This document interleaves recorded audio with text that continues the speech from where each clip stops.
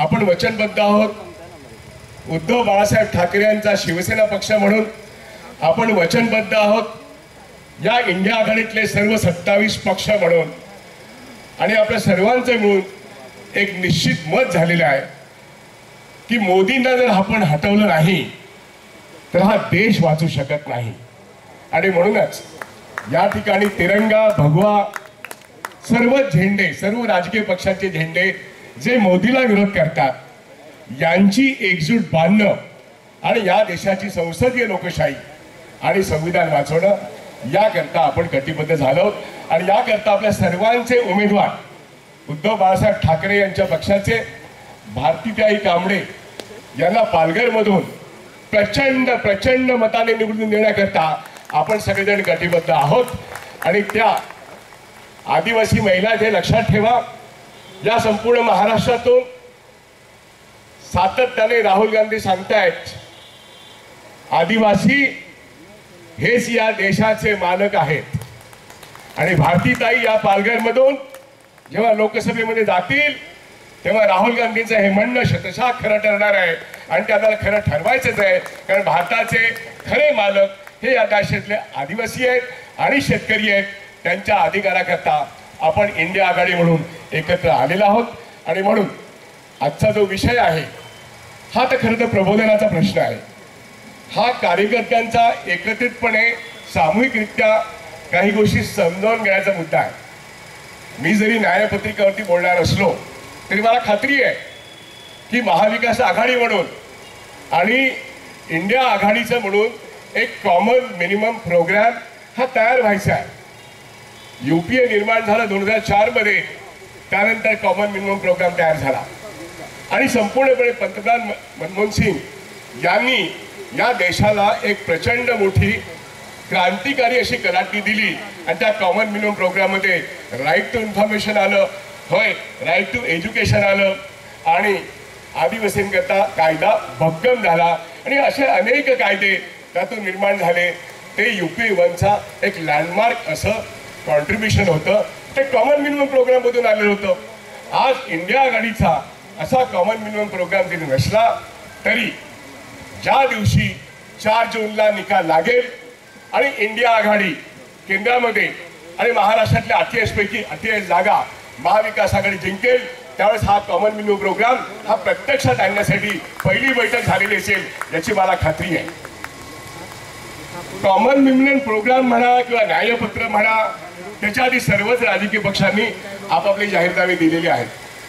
मी स्वतः बँक कर्मचाऱ्यांमध्ये, बँकिंग व्यवस्थेमध्ये किंवा आर्थिक क्षेत्रामध्ये काम करणारा एक कार्यकर्ता, नेता गेली 40 वर्षे आहे. अनेकांनी तुमच्यापैकी मला माध्यमांमध्ये बोलताना ऐकलंय, बजेटवरती बोलताना ऐकलेलं आहे. पण मॅक्स महाराष्ट्र नावाच्या एका चॅनलमध्ये जेव्हा मी बसलो होतो तर रवी आंबेकर मला म्हणाले की 14 जानेवारीपासून हा माणूस चालणार आहे, मणिपूरपासून ते मुंबई त्याची यात्रा आहे, याच्यावरती तुम्ही व्हिडिओ का नाही करत. आणि फार महत्त्वाचा प्रश्न होता. आज जेव्हा आपण न्यायपत्रावरती बोलण्यासाठी आणि महाविकास आघाडीच्या एकूणच पुढच्या प्रगतीविषयी बोलणार आहोत तेव्हा हा 14 जानेवारीपासूनचा कार्यक्रम जो 17 मार्चला शिवाजी पार्कवरती त्याची सांगता झाली, प्रचंड मोठी सभा त्या ठिकाणी झाली. पण मी 11 जानेवारीला संसदेच्या एकूणच प्रक्रियेमधून गेल्या 10 वर्षांमध्ये जो प्रचंड मोठा अन्याय मोदी शहांच्या शासनाने घडवून आणला, त्या अन्यायाला प्रतिसाद म्हणून जेव्हा राहुल गांधी चालू लागले, बोलू लागले लोकांशी, लोकांचं म्हणणं ऐकून घेऊ लागले, त्यावेळेस त्यांना सुचलेली कल्पना की संविधानातून निर्माण झालेला न्याय तो राजकीय न्याय असू शकतो, तो सामाजिक न्याय असू शकतो आणि सर्वात महत्त्वाचं तो इकॉनॉमिक जस्टिस म्हणजे आर्थिक न्याय असू शकतो. मी तो लिहून काढला आणि काही लोकांना त्याची प्रत पाठवली. नानाभाऊ पटोलेंनी सांगितलं की तुम्ही टिळक भवनात मीटिंग घ्या, मी तुमच्या मीटिंगला उपस्थित राहीन.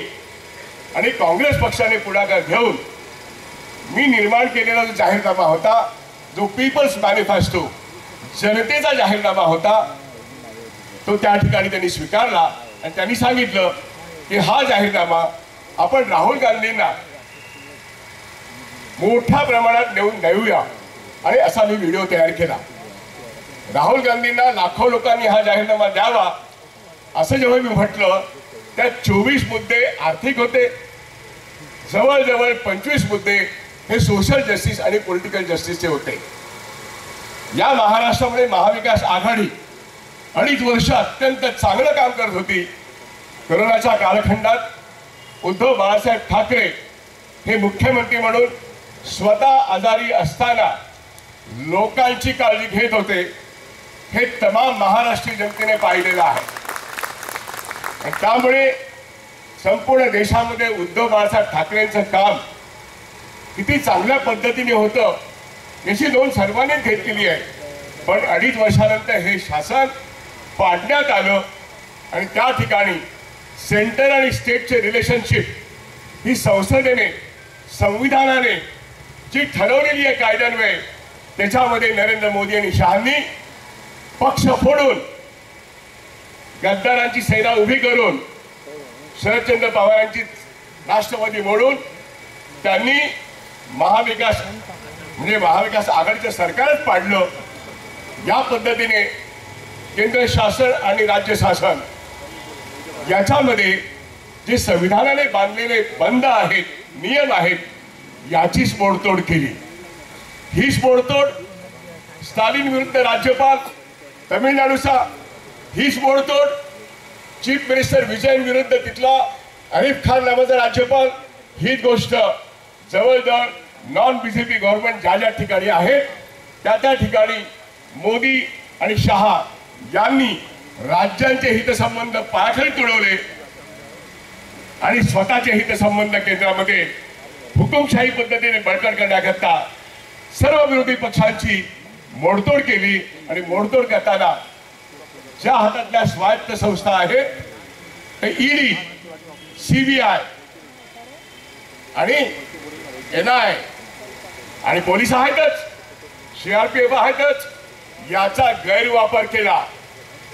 खरं तर या संस्था अशा पद्धतीने सरकारच्या डिपार्टमेंट्स नाही आहेत. याच ठिकाणी संसदीय लोकशाही आणि संविधान मारलं जात आहे आणि या देशातली न्यायालय काही करत नाही आहेत. आणि bail is not a rule किंवा जेल हा काही म्हणजे एखाद्या माणसाचं नागरिक स्वातंत्र्य जे आहे. आम्ही बघितलं देशमुखांना 100 दिवस आत टाकलं, आमच्या संजय राऊतांना 90 दिवस आत राहावं लागलं. काय दोष होता?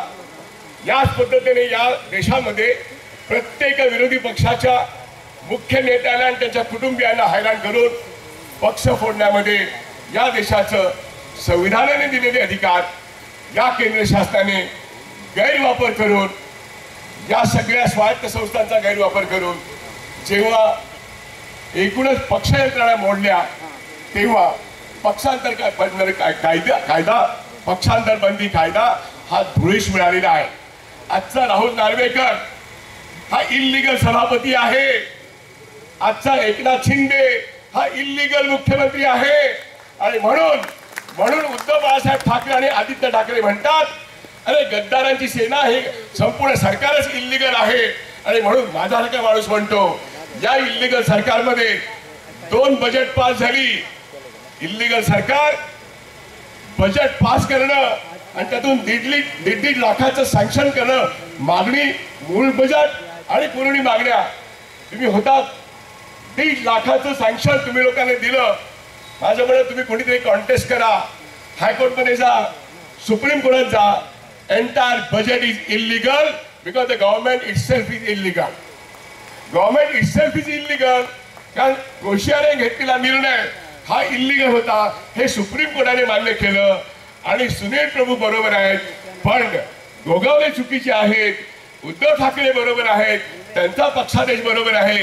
हे जेव्हा सुप्रीम कोर्ट म्हणतं आणखी काय पाहिजे. आणि म्हणून केंद्र सरकार आणि राज्य सरकार यांचे जे संबंध आहेत, केंद्र सरकारकडे येणारा पैसा जीएसटी मधला, जीडीपी मधला तो शासनाला किती द्यावा, FRBM ऍक्ट प्रमाणे त्याचे नियम आहेत. अगदी 2014 साली 15 साली पहिले 42% पैसे राज्य शासनाने दिले पाहिजेत असा नियम आहे, असा कायदा आहे. पण मोदींनी स्वतःच ठरवलं नाही, 28% ते 63% द्यावेत. अशा तऱ्हेने एक हुकुमशाही पद्धतीने संपूर्ण अर्थयंत्रणेवरती, शासन यंत्रणेवरती जेव्हा त्यांनी नियंत्रण मिळवण्याचा प्रयत्न केला त्याला म्हणतात फॅसिझम, त्याला म्हणतात हुकुमशाही. आणि त्याविरुद्ध आवाज उठवण्याचं काम भारतीय राष्ट्रीय काँग्रेसचे राहुल गांधी यांनी लोकांशी संवाद साधत केला. आणि त्यातून घटनात्मक न्याय जर लोकांना द्यायचा असेल, लोकांच्या मागण्या ऐकून घेऊन पॉलिटिकल जस्टिसचे मुद्दे म्हणजे पहिला, केंद्र आणि राज्य संबंध सुधारले पाहिजेत. प्रत्येक राज्य हे संविधानामध्ये या युनियन ऑफ इंडियामध्ये एक घटनात्मक राज्य आहे. आज ते एक डिपार्टमेंट असू शकत नाहीत अमित शहाचं किंवा नरेंद्र मोदीचं. ही एक अत्यंत महत्वाची बाब गेल्या 10 वर्षात आपल्या सगळ्यांच्या लक्षात आलेली असेल. आणि त्याचबरोबर एकूण जमलेला पैसा त्याचा केंद्रीकरण ज्या पद्धतीने सरकार करत होतो तो जमलेला पैसा तुमच्या माझ्या उत्पन्नातला आहे, तुमच्या माझ्या टॅक्स पेयरच्या पैशातला आहे. आणि म्हणून त्याचा गैरवापर करणारं केंद्र शासन हे गुन्हेगारी पद्धतीने गेली 10 वर्ष काम करते. आणि म्हणून 10 वर्षामध्ये ज्या गुन्हेगारी पद्धतीने या देशाचं सरकार चाललंय ते हळून पाडण्याकरता जनतेमध्ये जाऊन सर्व धर्माच्या, सर्व जातीच्या, सर्व प्रांताच्या, सर्व लोकांच्या विविध पद्धती ज्या आहेत त्याची जपणूक करत करत प्रत्येकाचं धार्मिक स्वातंत्र्य, प्रत्येकाचं वैचारिक स्वातंत्र्य, प्रत्येकाचं खाण्यापिण्याचं आणि वेशभूषेचं स्वातंत्र्य इंटॅक्ट ठेवून हा देश लोकशाही पद्धतीने चालला पाहिजे. याच करता भारत जोडो यात्रा सुरू झाली. मी स्वतः पहिल्या यात्रेमध्ये पण होतो. परवाच्या यात्रेमध्ये वाडापासून ते मुंबईपर्यंत गेलो आणि त्या ठिकाणी 14 जानेवारीला जी यात्रा सुरू झाली त्या यात्रेच्या निमित्ताने मी स्वतः एक पीपल्स मॅनिफेस्टो निर्माण केला. मला खूप आनंद होतोय सांगायला की त्या मॅनिफेस्टोमध्ये जो इकॉनॉमिक जस्टिसचा भाग आहे आणि जो पॉलिटिकल जस्टिसचा भाग आहे त्याचा बहुतांशी भाग राहुल गांधी यांनी अडॉप्ट केलेला, मल्लिकार्जुन खरगे यांनी अडॉप्ट केलेला हा जो काय न्यायपत्रिकेचा भाग आहे त्याच्यामध्ये नारीचा न्याय, शेतकऱ्यांविषयीचा न्याय, कामगारांविषयीचा न्याय आणि बाकी सर्व युवा न्याय याच्यामध्ये संपूर्णपणे समावेश आहे. मला थोडक्यात सांगायचे या भागामध्ये वसई, विरार, नालासोपारा या भागामध्ये जेव्हा निवडणूक होत असेल तेव्हा या भागाच्या एकूण विकासाचा प्रश्न आपण बोलला पाहिजे. पण या भागातला विकासाचा प्रश्न हा एकूणच महाराष्ट्राच्या विकासाचा भाग असेल, एकूणच ठाणे जिल्हा आणि पालघर जिल्ह्याच्या विकासाचा भाग असेल आणि एकूणच महाराष्ट्राच्या आपल्याकडची साधन सामुग्री काय आणि आपल्या प्रायोरिटीज काय, अग्रक्रम काय त्याच्या आधारे ठरेल. पण या भागामध्ये मला असं वाटतं टँकर लॉबीने तुमचे मूलभूत अधिकार हिरावून घेतलेले आहेत गेल्या काही वर्षामध्ये. इथे इमारती बेकायदेशीर उभ्या राहतात पण तुम्हाला पाणी मिळत नाही.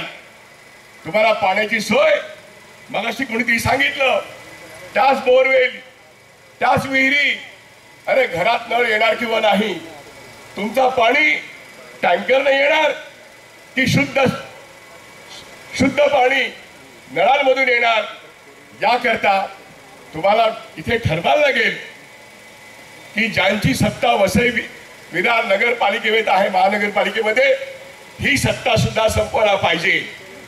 भारतीताई ज्या खासदार होतील, आणखीन 6 आमदार हे महाविकास आघाडी होतील, पण नगरपालिकेमध्ये सुद्धा ज्यांची आज सत्ता आहे, ज्यांच्यामुळे इथल्या नागरिकांचे मूलभूत प्रश्न हे सुटत नाही आहेत, मग ते रस्त्याचे असतील, ते पाण्याचे असतील, ते सिव्हिल प्रश्न असतील आणि त्याचबरोबर माझ्या हरित वसईचे 29 गावांचा प्रश्न सातत्याने मांडला जातोय.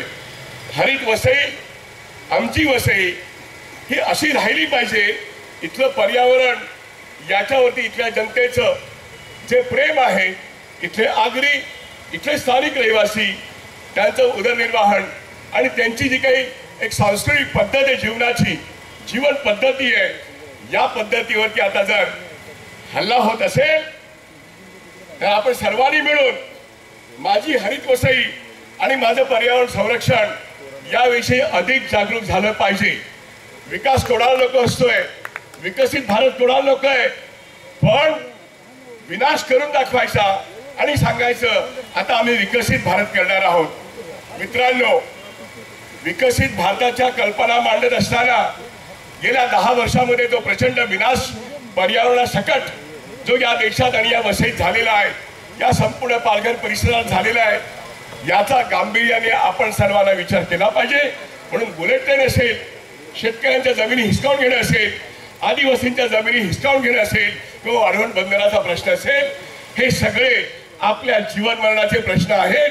म्हणून माझ्या गावाचा विकास, माझ्या तालुक्याचा विकास, माझ्या जिल्ह्याचा विकास, माझ्या परिसराचा विकास आणि या परिसरातल्या तमाम नागरिकांचा विकास ही माझी विकासाची आणि तुमच्या विकासाची कल्पना असली पाहिजे. विकास म्हणजे मोठे टॉवर उभे करणे, विकास म्हणजे बुलेट ट्रेन हे डोळ्याला दिसणारे वेग दिसेल, पण त्याच्यासाठी लागणारे भांडवल, त्याच्यामध्ये कोण प्रवास करणार आहात, तुमच्या माझ्यापैकी कोण नाही. आपल्या विकासाच्या कल्पना, आपण जर आजारी पडलो तर आपल्याला जवळचं एक मोठं हॉस्पिटल पाहिजे आणि ज्या ठिकाणी होय राहुल गांधी म्हणतात त्यांच्या न्यायपत्रिकेमध्ये की 25 लाखापर्यंत माझा खर्च तो राज्य शासनाने करायला पाहिजे. राज्य शासनाने जर करायचं असेल तर राजस्थानमध्ये काँग्रेस गव्हर्नमेंटने राईट टू हेल्थ हा कायदा केला आणि तेव्हा त्याने 20 लाखापर्यंत आरोग्य विमा प्रत्येक नागरिकाला दिला. जर राजस्थान काँग्रेस सरकार हे करू शकतं तर केंद्रामधलं सरकार आणि होय नवीन येणारं इंडिया सरकार त्या ठिकाणी हे करू शकतं, हे निश्चितपणे करू शकतं. कारण आपल्याच पैशातून बजेट बनतं. आज आपल्या पैशातून बनणाऱ्या बजेटमध्ये या महाराष्ट्रामध्ये गेल्या काही वर्षांमध्ये मी असं तुम्हाला सांगतो, KEM नावाचं हॉस्पिटल आहे, सायन नावाचं हॉस्पिटल आहे, म्हणजे लोकमान्य टिळक रुग्णालय आणि जे ही 50 वर्षापूर्वीची आहेत. ही जी हॉस्पिटल्स निर्माण झाली आज त्यांची अवस्था चांगली नाही, पण ती गरिबांना अजूनही खूप चांगली आहेत.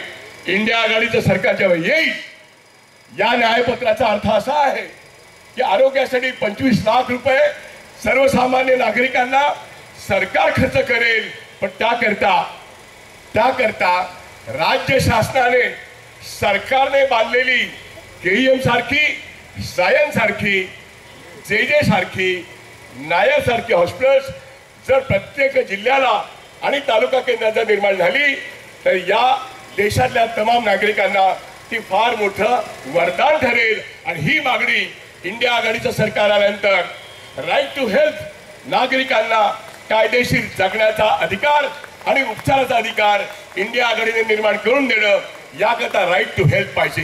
दुसरी गोष्ट, आज न्यू एज्युकेशन पॉलिसीच्या नावाने आपली संपूर्ण शिक्षण व्यवस्था श्रीमंत मोठ्या धनाढ्यांच्या युनिव्हर्सिटीज, डीम्ड युनिव्हर्सिटी त्यांना सोपवण्यात येत आहेत. आपली बहुजनांची मुलं ही 90% जनता आजच्या नवीन शैक्षणिक धोरणातून गावकुशीच्या बाहेर फेकली जात आहेत आणि म्हणून न्यायपत्रात मागणी येते. ती मागणी अशी की there has to be a right to education. मला शिक्षणाचा संविधानाचा अधिकार पाहिजे आणि मी तर म्हणतो 12वी पर्यंत प्रत्येक मुलीला शिक्षणाचा अधिकार आणि तो मोफत शिक्षण मिळालं पाहिजे. आणि त्या मोफत शिक्षणावरती बजेटमधून किमान 5% खर्च राज्यात आणि केंद्रामध्ये 8% करण्याची गरज आहे. त्यामुळे मोफत शिक्षण ही केंद्राची आणि राज्याची जबाबदारी आहे. होय, नेहरू सरकारने अगदी 90 सालापर्यंत हे केलं.